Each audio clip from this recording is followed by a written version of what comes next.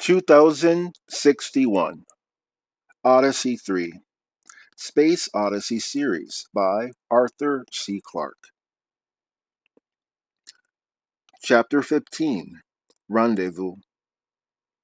And now Haley was too close to be seen.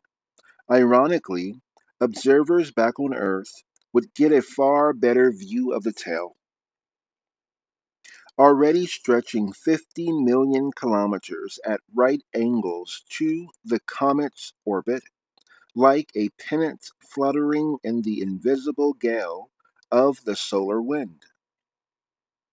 On the morning of the rendezvous, Heywood Floyd woke early from a troubled sleep. It was unusual for him to dream, or at least to remember his dreams, and doubtless the anticipated excitements of the next few hours were responsible.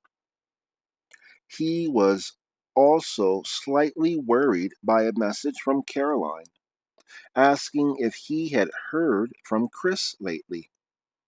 He had radioed back, a little tersely, that Chris had never bothered to say thank you when he had helped him get his position on Universe's sister ship Cosmos.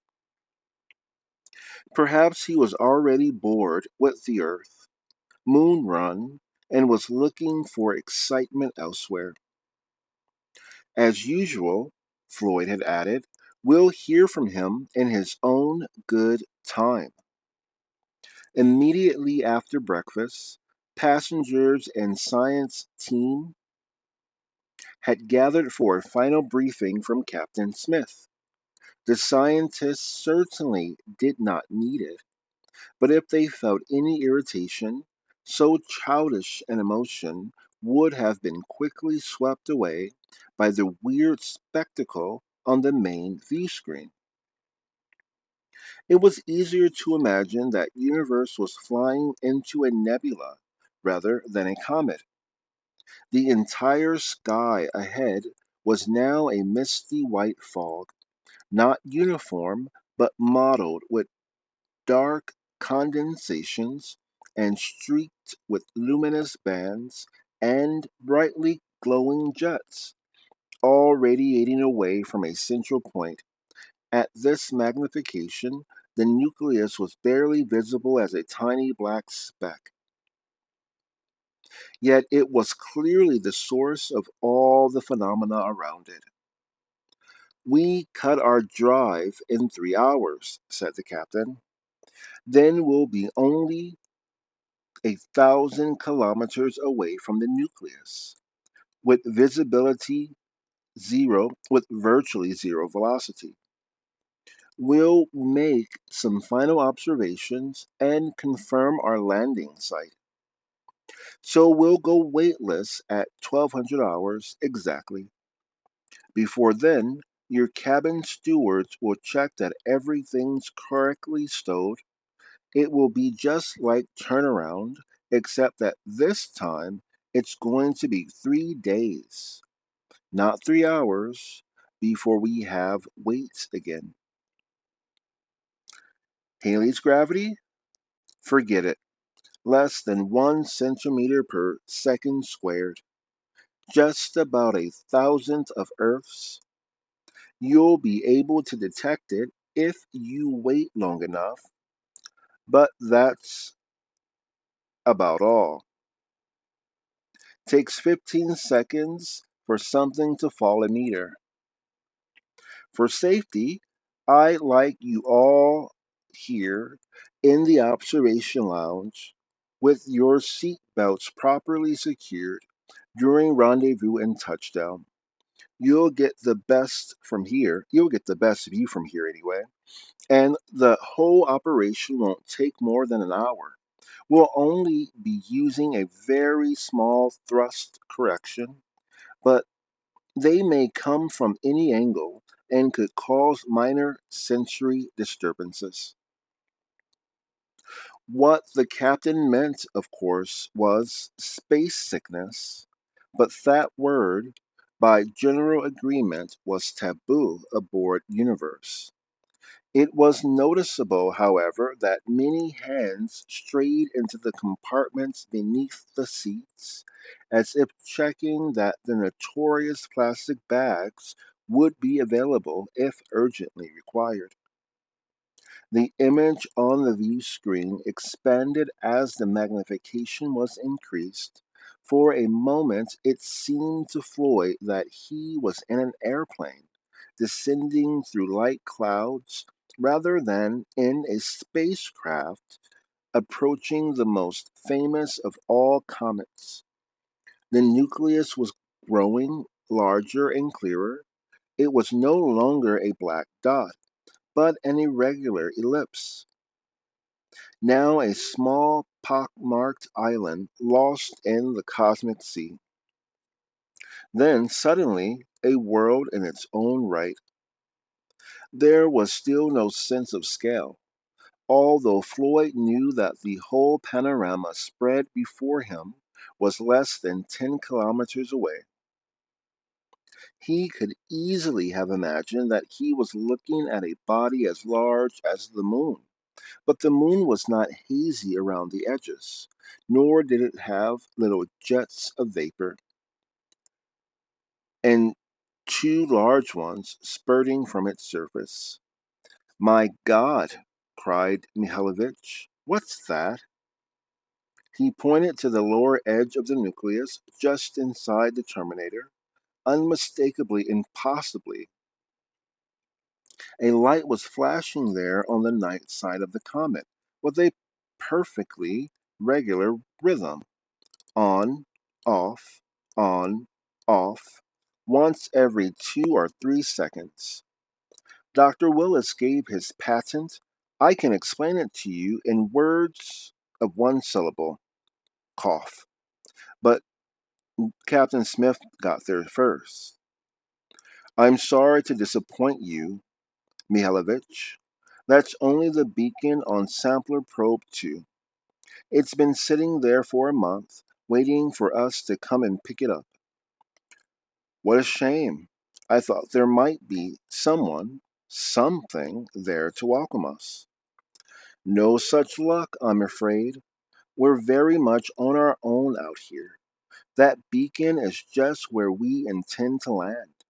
It's near Halley's South Pole and is the permanent darkness at the moment, and is in permanent darkness at the moment. That will make it easier on our life support systems. The temperature's up to 120 degrees on the sunlit side, way above boiling point. No wonder the comet's perking, said the unabashed Dmitri.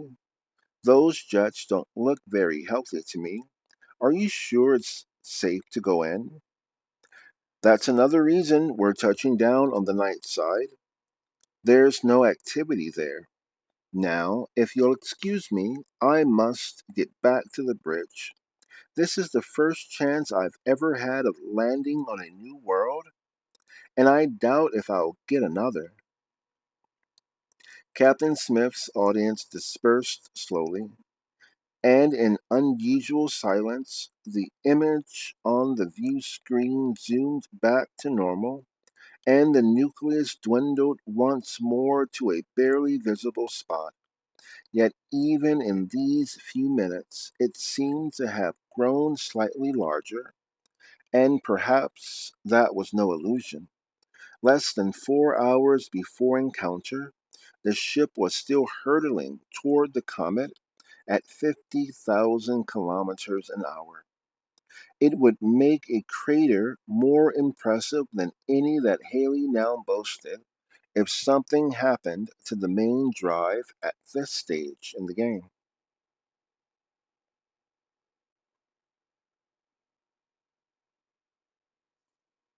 Chapter 16, Touchdown. The landing was just as anticlimactic as Captain Smith had hoped. It was impossible to tell the moment when Universe made contact. A full minute elapsed before the passengers realized that touchdown was complete and raised a belated cheer. The ship lay at one end of a shallow valley surrounded by hills little more than 100 meters high. Anyone who had been expecting to see a lunar landscape would have been greatly surprised. These formations bore no resemblance at all to the smooth, gentle slopes of the moon, sandblasted by micrometeorite bombardment over billions of years. There was nothing more than 1,000 years old. The pyramids were far more ancient than this landscape. Every time around the sun, Halley was remoted and diminished by the solar fires. Even since the 1986 perihelion passage, the shape of the nucleus had been subtly changed. Melding metaphors shamelessly, Victor Willis had nevertheless put it rather well when he told his viewers, the peanuts the peanut has become wasp wasted. The peanut has become wasp wasted.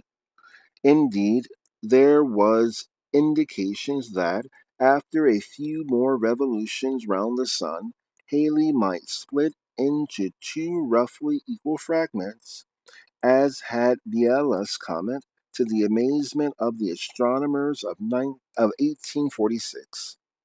The virtually non existent gravity also contributed to the strangeness of the landscape.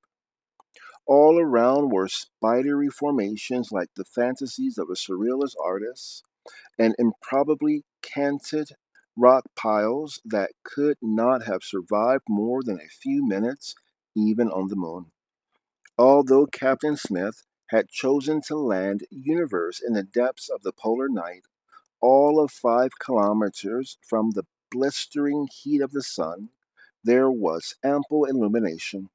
The huge envelope of gas and dust surrounding the comet formed a glowing halo that seemed appropriate for this region. It was easy to imagine that it was an aurora playing over the Antarctic ice. And if that was not sufficient, Lucifer provided its quota of several hundred full moons. Although expected, the complete absence of color was a disappointment. Universe might have been sitting in an open cast coal mine. That, in fact, was not a bad analogy, for much of the surrounding blackness was due to carbon or its compounds immediately mixed with snow and ice.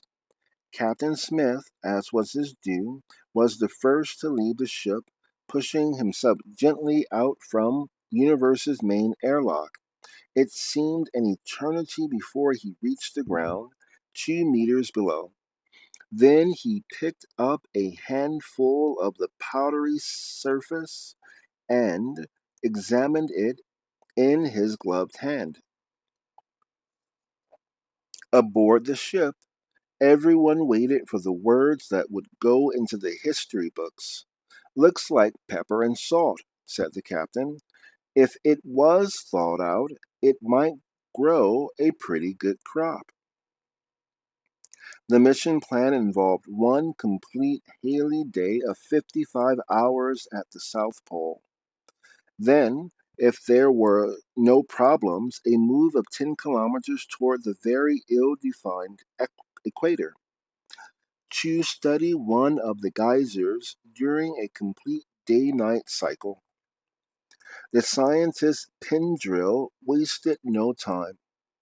Almost immediately, he set off with a colleague on 2 main jet sled toward the beacon of the waiting probe. They were back within the hour, bearing prepackaged samples of comet that they proudly consigned to the deep freeze. Meanwhile, the other teams established a spider's web of cables along the valley, strung between poles driven into the friable crust.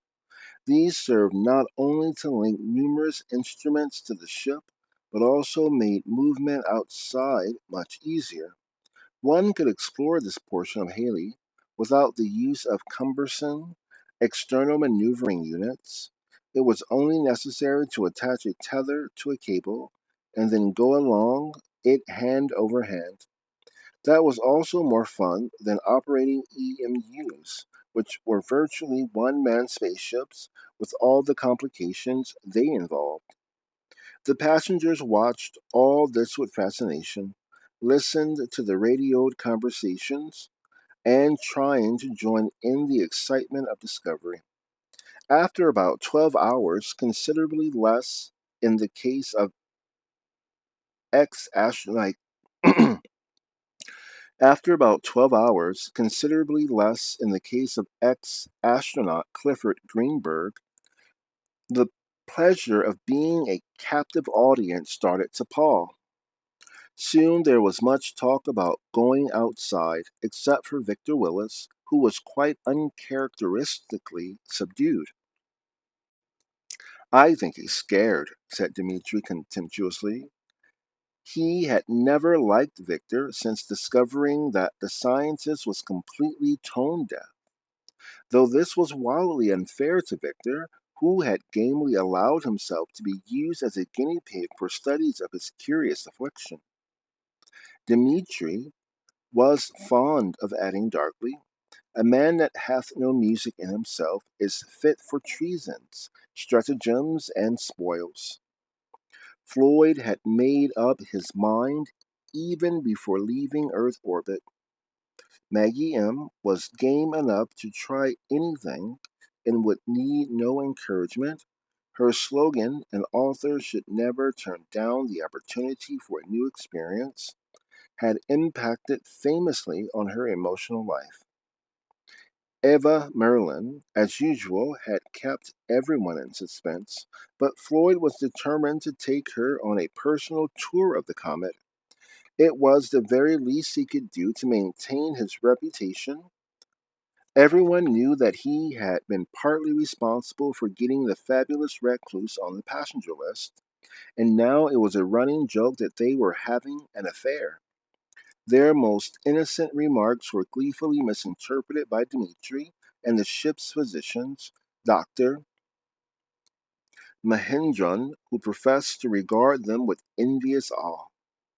After some initial annoyance, because it was all too accurately recalled After some initial annoyance, because it all too accurately recalled the emotions of his youth, Floyd had gone along with the joke, but he did not know how Eva felt about it and had so far lacked the courage to ask her.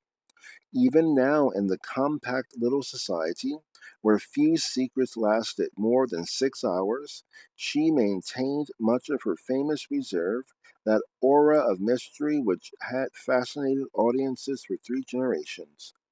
As for Victor Willis, he had just discovered one of those devastating little details that can destroy the best laid plans of mice and spacemen. The universe was equipped with the latest Mark 20 spacesuits, with non fogging, non reflective visors guaranteed to give an unparalleled view of space. And though the helmets came in several sizes, Victor Willis could not get into any of them without major surgery. It had taken him 15 years to perfect his trademark, a triumph of the topiary art. One critic had called it, perhaps admiringly, now only his beard stood between Victor Willis and Halley's Comet. Soon he would have to make a choice between the two.